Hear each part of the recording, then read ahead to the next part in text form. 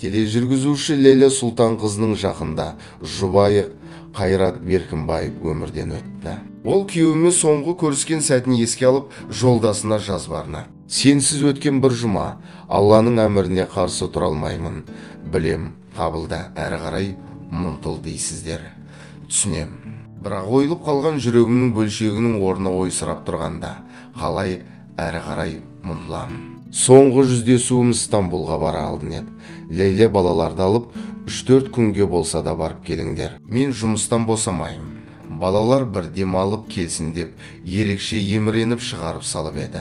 Әдетте Қайрекем эмоцияға берілмейтін. Сол күні ұлдарды қайта-қайта сүйіп, жүктеріне дейін көтеріп, қол бұлғап ұзақ тұрды. Демалыстан елге ұшар алдында қайта-қайта барласып, амандығымызды сұрап, үйде күтетінін айтты. Мына сурет пен видеода сол саяхатқа шығарып салып жатқан сәтінен. Әдетте адам алдын ала сезеді деуші еді. Сезді ме, білмеймін. Сап-сау серігімнің жүрегі сәтте тоқтады да қалды.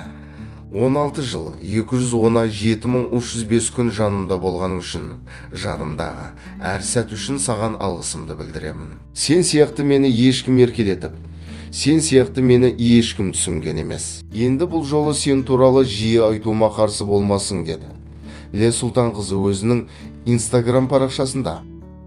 Егер видео ұнаса, каналға жазылуды ұмытпаңыздар.